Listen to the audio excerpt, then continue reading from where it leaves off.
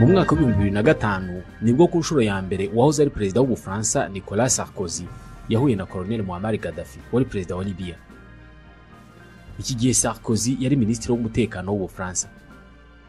Yaraje muri Libya kuganira na Gaddafi uburyo bwo kurwanya abimukira batemewe n'amategeko banyura muri Libya bakinjira mu Burayi mu buryo budakurikije amategeko nyine. Mu 2007 Sarkozy yatorewe kuba perezida w'Ubufaransa. Akimara gutorwa yakiriye telefone ya Gaddafi amwifuriza ishya n'ihirwe kandi amwizeza imikoranire n'imibanire itagira uko isa. Aya ni amakuru yashyizwe hanze n'ikinyamakuru cyigenga Mediapart. Nyuma gato Madame wa Perezida Sarkozy, Madame Cecilia Sarkozy, yagiye muri Libya kuganira n'ubuyobozi bw'iki gihugu uburyo aba infirmiere b'abanyabulgaria bari bafungiye muri Libya bafungurwa. Bari barakatiwe urwo kwicwa bashinjwa ko baroza abarwayi b'abanyalibya. Madame Sarkozy ibingibi yanabigezeho rwose, aba bagore barafungurwa.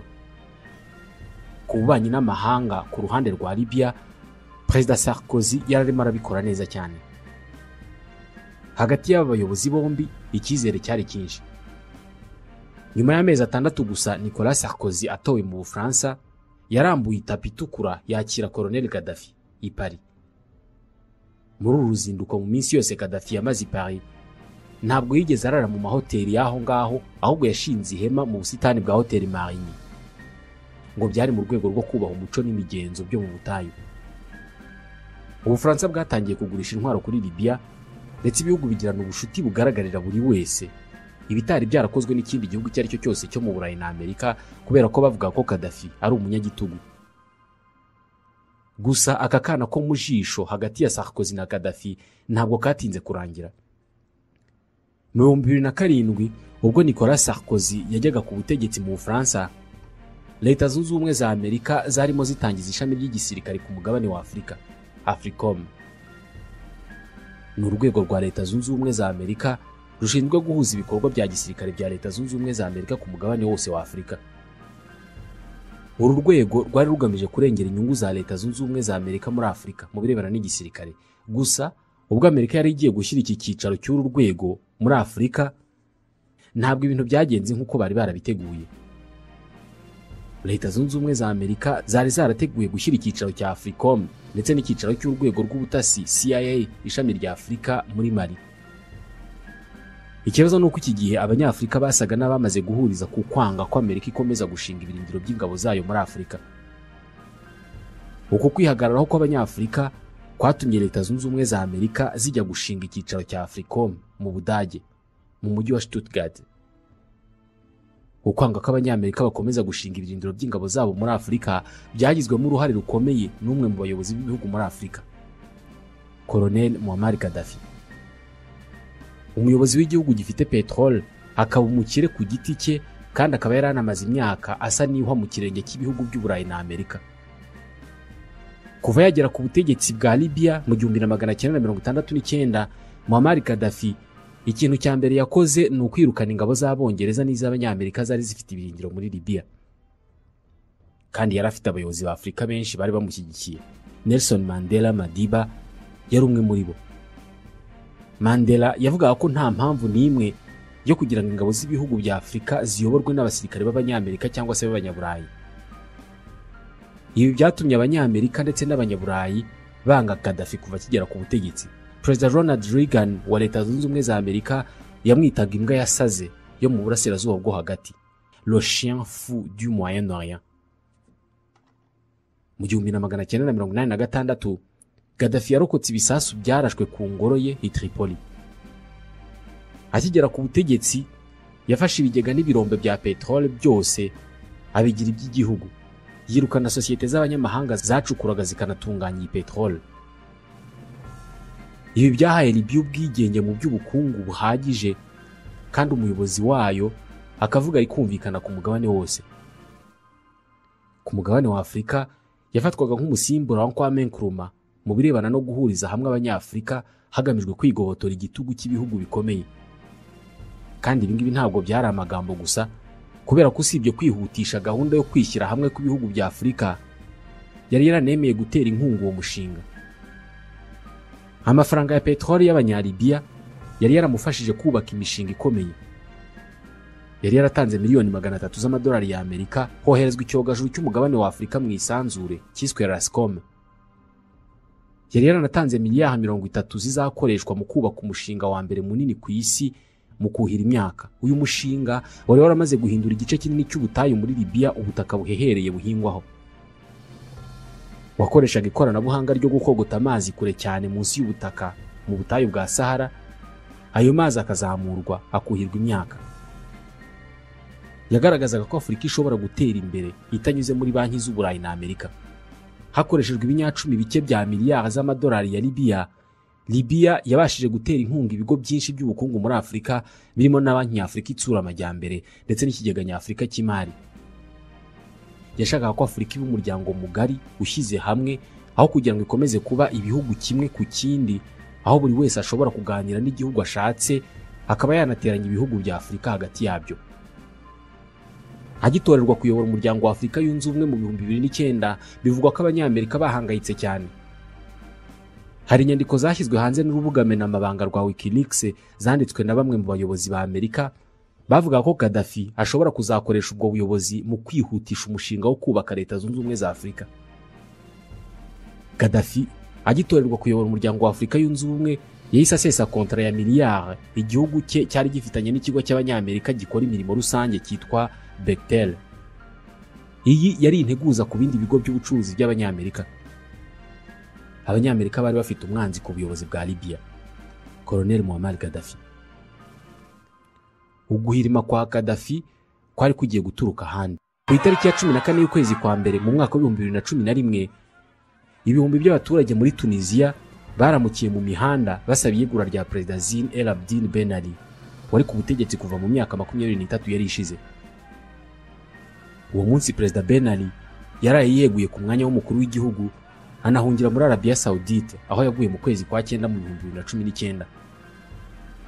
Hashize iminsi 10 Ben arahunze Tunisia, imyigaragambyo nk'iyo ngiyo yadutse mu Misiri.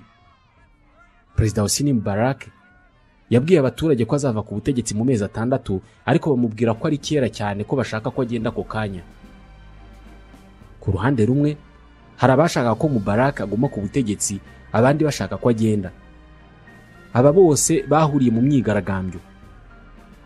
Mu byumweru 3 by'imyigaragambyo n'imirwano, Hosni Mubarak yareguye.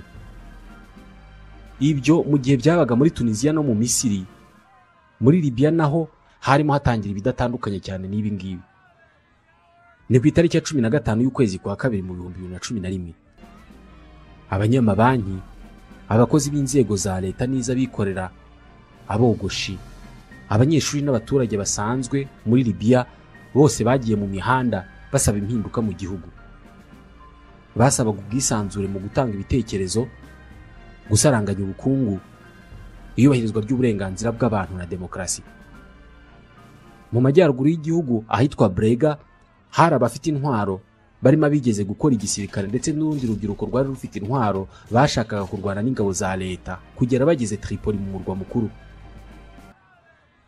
Mu gihe imyigaragambyo yatangiraga mu murwa mukuru, leta yafashe amafaranga iha abaturage cash liquide kuri buri muturage, amadinari 500. Hagati aho babaturage bakoreshaga intwaro bahereye ahitwa Brega mu majyaruguru barimo basatira umurwa mukuru. Mu yindi migi nka Sernaik, El Beida, Darna na Benghazi naho buri munsi havukaga imitwe y'abaturage basaba ko Gaddafi yegura. Abayobozi n'abandi bakozi ba leta bagiye bajya inyuma y'abaturage barafashwe barafungwa. Gusa bamwe mu bayobozi bo ku rwego rwo hejuru mu gihugu nabo bageze igihe bitandukanya n'ubutegetsi bifatanya n'abaturage bashinga icyo bise Conseil National de Transition CNT, inama y'igihugu y'inzibacyuho. Bavugaga ko batemera ubuyobozi buriho ko aribo bafasha ubutegetsi. Mu buryo bwatunguye abatari bake, umuyobozi w'igihugu wabanje kubemera nk'aho aribo bayobozi b'igihugu ni inshuti ya Gaddafi, Perezida w'Ubufaransa Nicolas Sarkozy. Yanabakiriye Paris mu biro bye. Ubushuti bwa Gaddafi na Sarkozy bwari bumaze kurangira. Undi wabashyigikiye ni Minisitiri w'Intebe w'Ubwongereza David Cameron, ndetse na Leta Zunze Ubumwe za Amerika bose bashyigikiye abarwanya Gaddafi, mu gihe mu bindi bihugu haba Tunisia na Misiri batigeze bifatanya ku mugaragaro n'abigaragambyaga.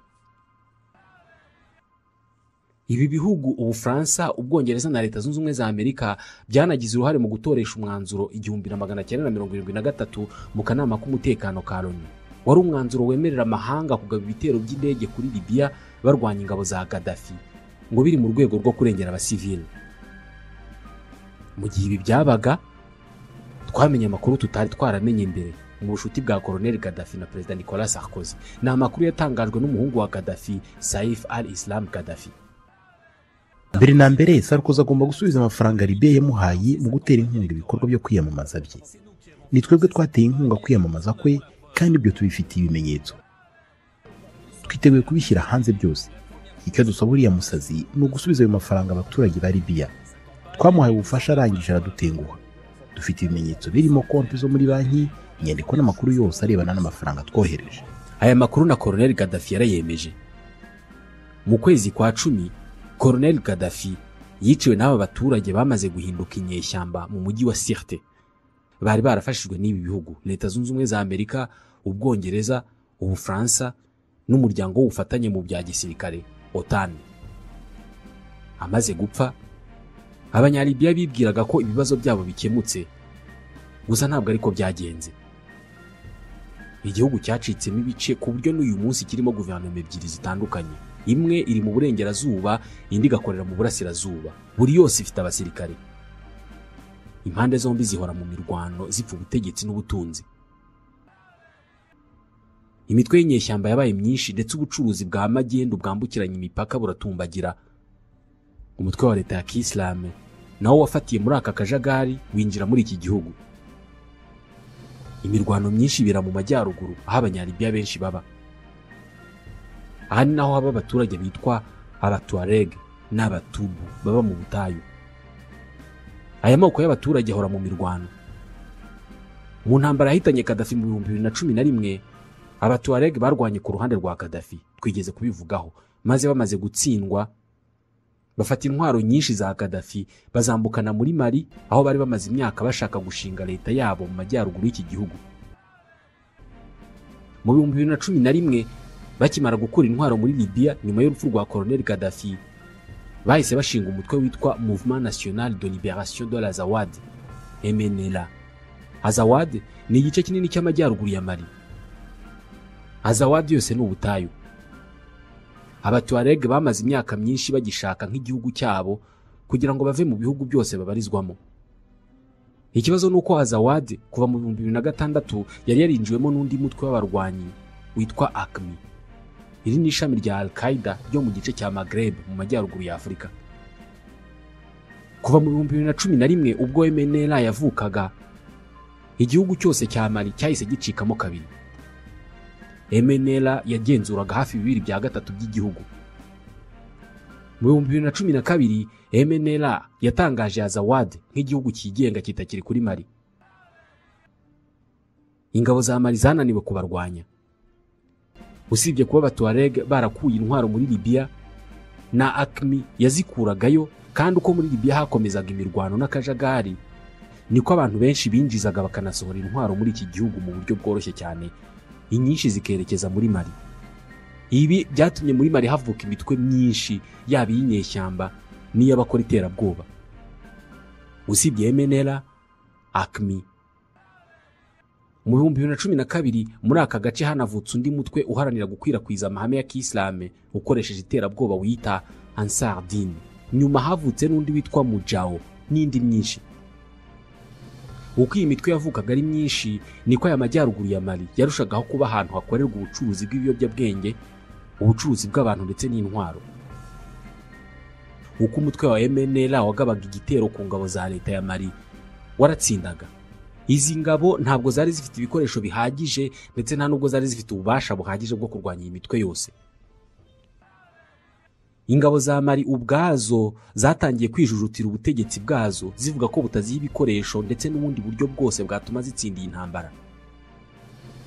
Ku itariki ya 22 y'ukwezi kwa gatatu mu 2013, igisirikare cya Mali cyafashe icyemezo cyo guhirika guverinoma yariho, iyobowe na Amadou Toumani Touré, zishyiraho ubutegetsi bw'inzibacyuho buyobowe n'abasirikare.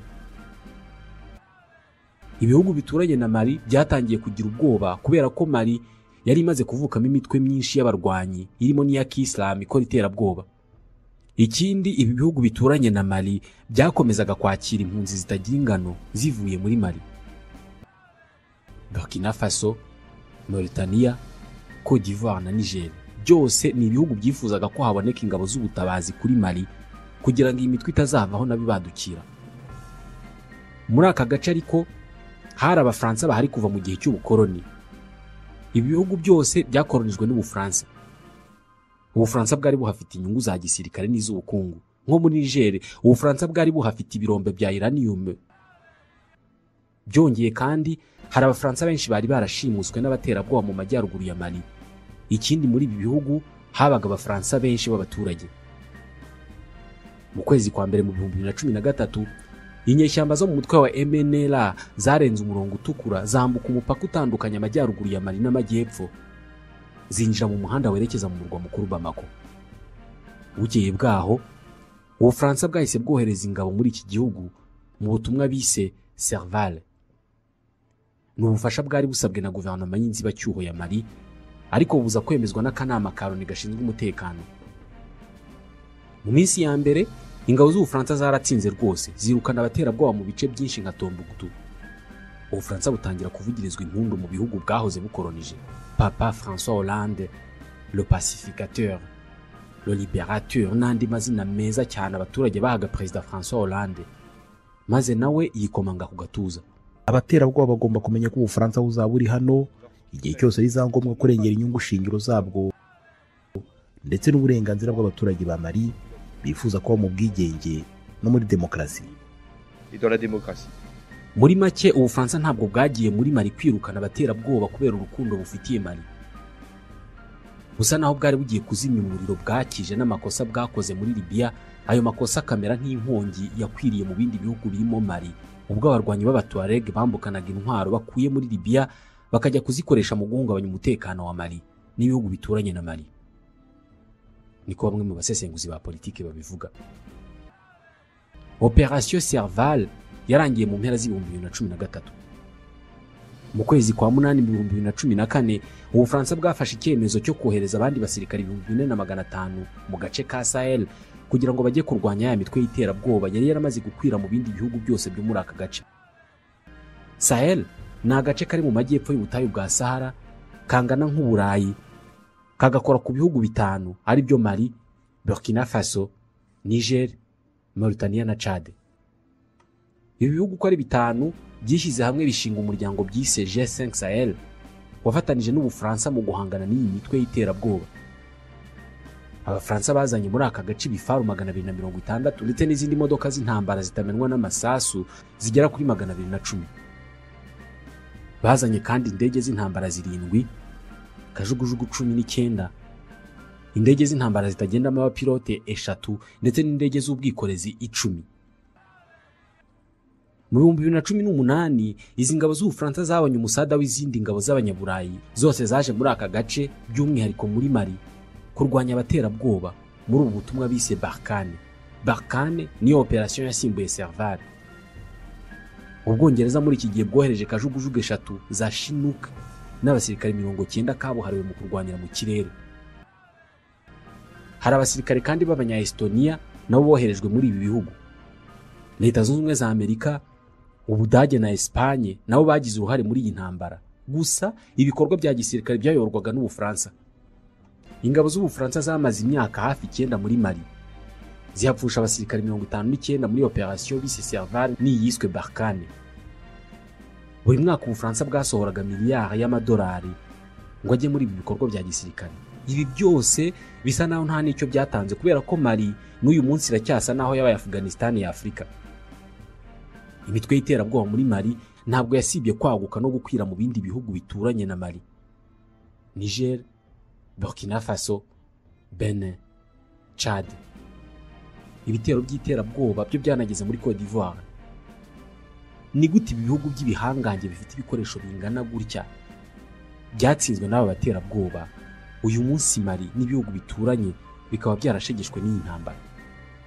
Ni gute byageze aho Abarusiya aribo baza muri ibi bihugu, uyu munsi ibihugu bikaba bihangayikishijwe n'uku kuhaba kwabo?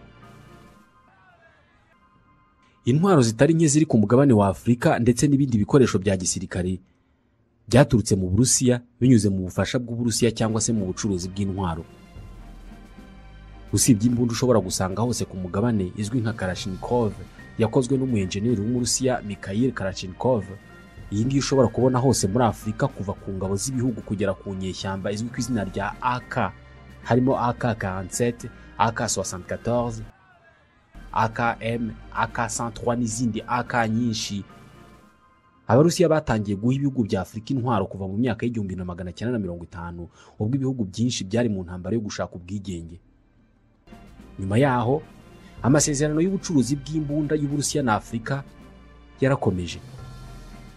Uburusiya busa n'ubuhora burekereje iruhande rw'ibihugu bya Afurika bikorana na Amerika n'Uburayi kugira ngo nibagirana ibibazo uhite butangira kwikoranira n'ibyo bihugu bya Afurika. Nko mu 2014 Leta Zunze Ubumwe za Amerika zahagaritse amasezerano y'ubucuruzi bw'intwaro na Nigeria zivuga ko iki gihugu kitubahiriza uburenganzira bwa muntu. Iki gihe Nigeria yahise yerekeza amaso ku Burusiya buyihera akajugujugu z'intambara. Ni nako byagenze mu Misiri mu 2013 ubwo Amerika yahagarikaga guha intwaro Misiri nyuma y'irikwa ry'ubutegetsi mu 2013 muri iki gihugu. Iyi nzira ni nayo byanyuzemo ngo abarwanyi bo mu mutwe w'Abarusiya w'igisirikare wigenga wa Wagner winjire muri Mali, uyu munsi uba urimo guteza ibibazo by'imibanire hagati ya Mali n'ibihugu by'Uburayi na Amerika. Ni kimwe no mu bindi bihugu bya Afurika aho bivugwa ko aba barwanyi bari. Ubufaransa bwakoronije Mali kugera mu 1960. Ubwo Mali yagiraga ibibazo by'umutekano, Ubufaransa bwumvise bugomba kuyifasha mu kurinda abaturage b'igihugu bwakoronije, ariko cyane cyane Ubufaransa bwanashaka kurinda abaturage babwo 600 babaga muri Mali. Byose byagenze neza kuva mu 2013 ubwo Abafaransa boherezaga ingabo muri Mali. Ikibazo nuko ubwo izi ngabo zari zihari, imitwe y'iterabwoba yakomeje kwiyongera ndetse n'umubare w'abanyamali bayijyamo urazamuka cyane. Uko ni nako iyi mitwe yakwiraga mu bihugu bituranye na Mali, cyane cyane Burkina Faso na Niger. Abaturage batari bake muri Mali ntabwo bumvaga uburyo igihugu gikomeye nk'Ubufaransa kimara imyaka 9 iwabo kikananirwa gukemura ikibazo cy'imitwe y'iterabwoba. Uku kunengwa kw'Abafaransa kwasaga naho ntacyo gutwaye igihe Ubufaransa bwari bucyumvikana n'ubutegetsi bwa Mali. Byaje guhinduka mu 2020 ubwo abaturage bajyaga mu mihanda bagasaba Perezida Ibrahim Boubacar Keïta kwegura kubera ko ikibazo cy'imitwe y'iterabwoba cyamunaniye, ndetse n'Abafaransa yemeye gukorana nabo bakaba ntacyo bagikozeho.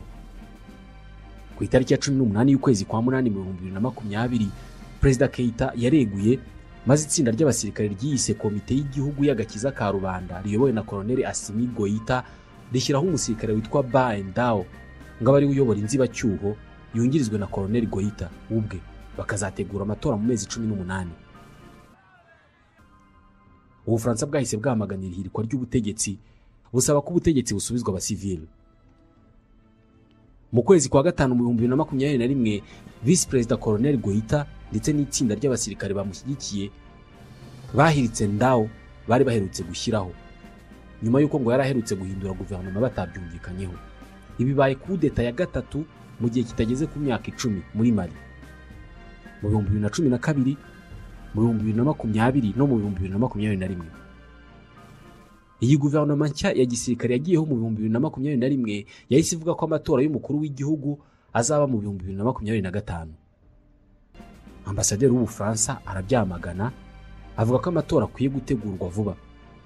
Guverinoma y'iki gihugu itivuga uvuye aho, itimuhambiriza.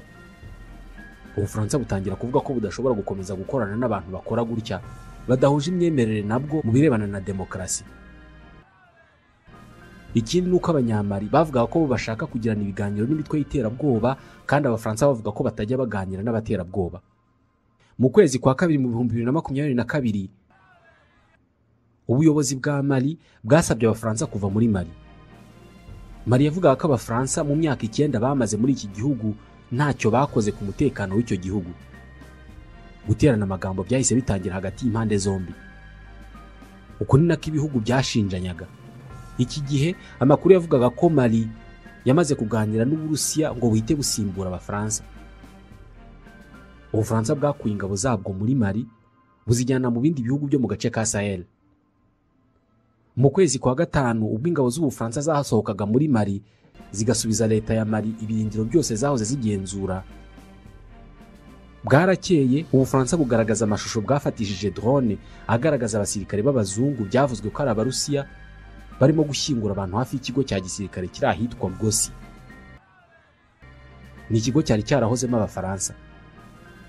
Abafaransa mu gusohora aya mashusho bavuze ko Abarusiya bashyinguraga abo bantu mu cyobo rusange kugira ngo bazashinje Abafaransa ko aribo bishe abo bantu kubera ko aribo bahoze muri icyo kigo.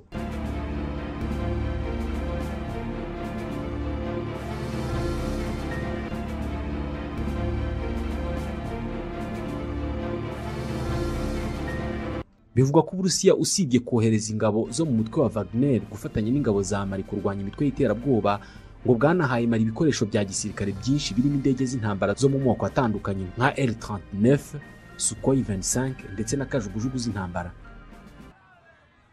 Mali ivuga ko ubufatanye bwayo n'Uburusiya ari ubufatanye impande zombi zungukiramo. Ivuga ko idatewe ikibazo no guhitamo umufatanyabikorwa ishaka kandi ko idashaka umuntu uyitegeka umufatanyabikorwa bakorana. Mu ntangiriro z'ukwezi kwa kabiri, Minisitiri w'Ububanyi n'Amahanga w'Uburusiya Sergei Lavrov yasuye Mali, asezeranya iki gihugu ko Uburusiya buzakomeza kugishyigikira mu gisirikare. Yavuze ko intwaro bahaye Mali mu mwaka ushize ndetse n'ubundi bufasha babahaye ngo byafashije iki gihugu gutsinda abaterabwoba mu bice bimwe na bimwe by'amajyaruguru ya Mali. Uburayi na Leta Zunze Ubumwe za Amerika bahangayikishijwe cyane n'ukwiyongera kw'ibihugu bya Afurika birimo gukorana n'Uburusiya muri ubu buryo. Abarusiya baravugwa mu bihugu bigera ku 10. Kuva mu kwezi kwa karindwi mu 2022, Minisitiri w'Ububanyi n'Amahanga w'Uburusiya agiriye uruzinduko muri Afurika inshuro 3.